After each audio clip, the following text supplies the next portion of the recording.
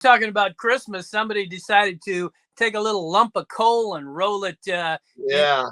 its path just on the eve of the Big Ten meetings, and that would be the news that somebody leaked to Yahoo, which reported it today, that Jim Harbaugh could be in line for a 4-game suspension for NCAA violations. That would occur early in this year if it takes place. And I have many questions about this, but the first one would be kind of along the lines of, all right, so who decided, was this just a coincidence, Tom Crawford, that it came out on the eve of the Big Ten football meetings? Or did somebody such as the NCAA perhaps, or somebody that doesn't like Michigan particularly well, decide to drop that on Yahoo so that Jim Harbaugh would be in the spotlight for something other than winning the Big Ten championship for 2 straight years and making the playoffs? Well, it didn't take much to connect dots on a conspiracy theory on that particular, how you framed it, JB. Yeah, it seems a little weird. I mean, it's just too ironic. And, and once again, we're going to get away from talking about football. You know, I mean, we can't even talk about schedule. We're talking about another potential infraction. I mean, we just saw what Tennessee, the Tennessee thing came down a little bit before SEC media days. Maybe that's kind of how they do that.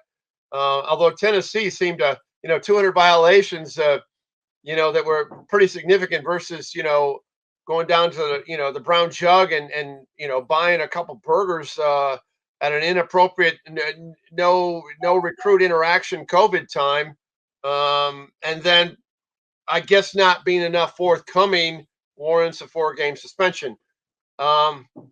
I need to really know more about that, and we'll hopefully learn more about that in the coming weeks. We're going to learn before the season starts.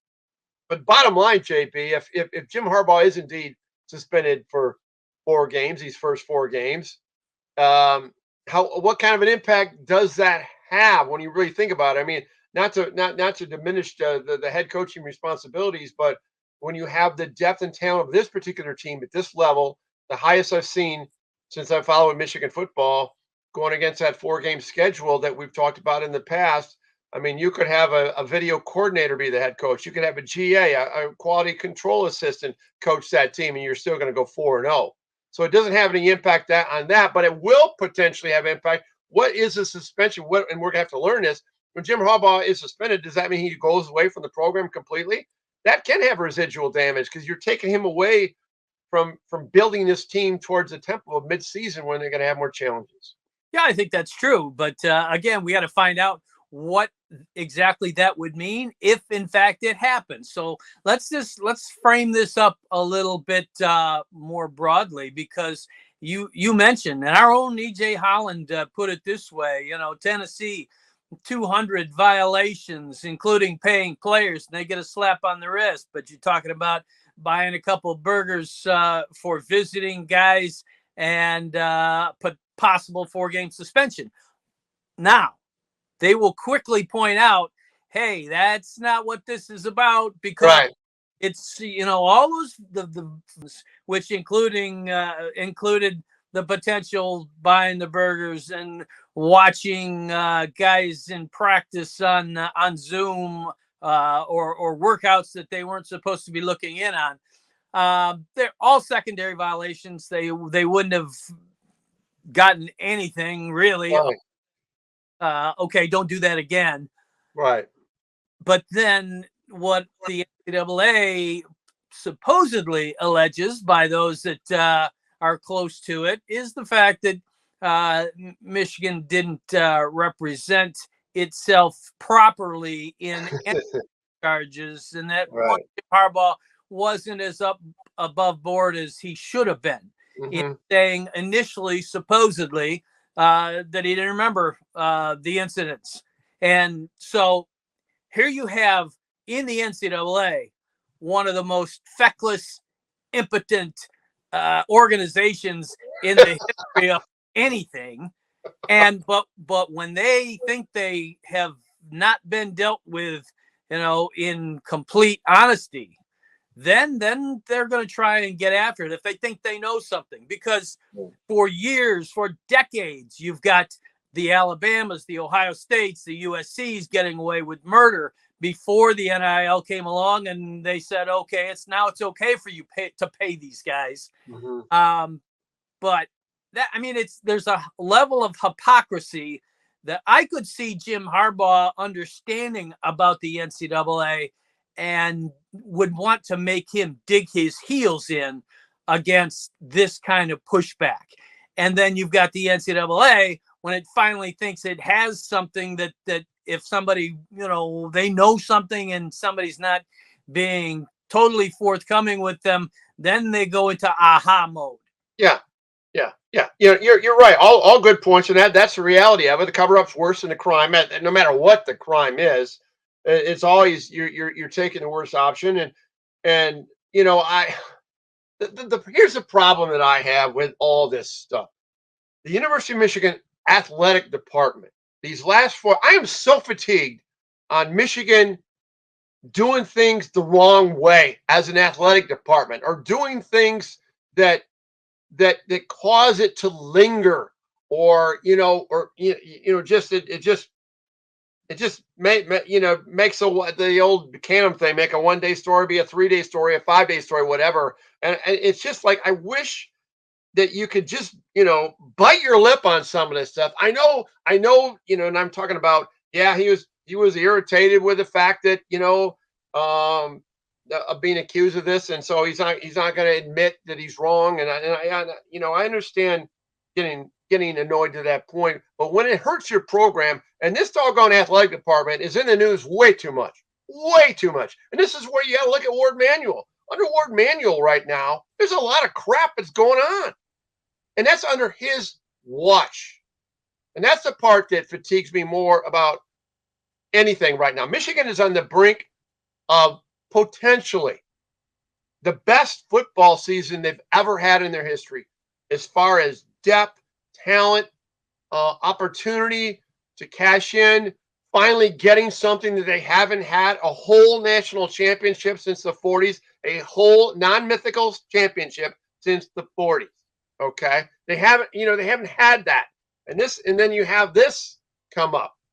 That's the part that's irritating from my standpoint. Let me play devil's advocate for just a second and insert myself into the place of Ward Manuel. You're dealing with a head football coach who, for the last 2 years, has been the subject of heavy NFL rumors. He's had great success on the field, right, but people are talking about him leaving out, and he's potentially digging in his heels against the NCAA on this thing. Do you then maybe help him towards the door by saying, "Oh no, we're not going to fight this. We're gonna just throw our hands up and say we're guilty," and all of this kind of thing. So I think Ward Manuel potentially is in a difficult, or was in a difficult position. It looks like Michigan has continued to talk to the NCAA and is working mutually towards an agreement here. And, it was originally, the thought was it could be up to a 6-game suspension. This would be less than that. It's certainly more than Jim Harbaugh would want. It's certainly more than, as you look at the scale of those programs that I mentioned compared to this kind of thing. It's apples and oranges. It's light and darkness, whatever you want to say about it. But I think Michigan has had to try to work to resolve this. Yeah, you're right. I mean, comparatively to some of this other stuff, it's laughable. But the digging in your heels, you just got to look at the big picture. That's all I can say. And I'm making these declarative statements without knowing exactly what happened. And this is the way we kind of do things. We had, that's in all eyes of all levels of news pegs, and all in sports, non-sports, politics. We're guessing at a moving target, and maybe we'll learn more on Thursday, or maybe it might not be right up until the season. But it's like I said, it's just sometimes you just want to have leadership at the top that somehow gets to the bottom of this sooner than later, and just not let this stuff fester, because it seems that there's a lot of festering going on. But quite honestly, the way I don't have a problem with a 4-game suspension if Sharon Moore's the head coach, because you know what's going to happen. Michigan's going to win the national championship this year. Okay. And you know what? Jim Harbaugh is going to the NFL. And you know what? Sharon Moore is the next head football coach at the University of Michigan. That's the way I see this playing out. So why not give him a 4-game, 6-game, warm up, if you will, before he becomes the head coach at the University of Michigan? Okay. But I guess the only problem with that would be, would he be inserted into that head coaching position as someone who has whose name has surfaced in this that could possibly That's the problem. That's you nailed it on there. self. So Yes. yeah. And I hear that. I don't think we're going to learn anything more at the Big Ten football meetings. Right. Because I think there's going to be, we were talking about this beforehand, I think Jim Harbaugh will probably make a brief statement and then shut down all the talk about shut down. And yet, you know what? If someone wants to go ask a question and get involved in a stare down of dead air, and we all know what that's like. We've all been in with those, you and I both, and several others. Then that's what you're going to get. If you want to get into that, fine. Yeah. But that's a waste of time. It's non-productive. So yeah, you can. This is so predictable. Now, when we get into the I call it the Super Bowl, the booth, the little booths that everybody's, everybody's crowded around in the mosh pit, if you will. There might be something that slips out of there, because that's not all captured on on live TV. So it's clipped on people's phones and things like that. But still, I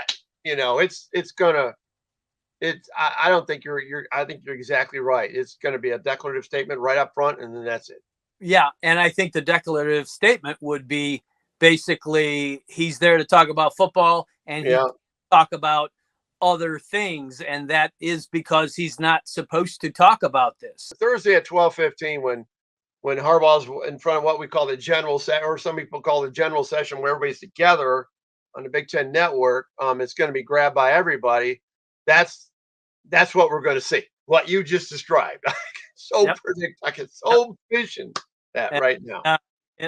He's going to hope that somebody moves quickly onto something like. Yeah, can you talk about that cornerback battle? Who's ahead of that? Jim, can you talk about that? There you go. Talk about the captains you brought in. Can you talk about the leadership that you've gotten out of this great crew?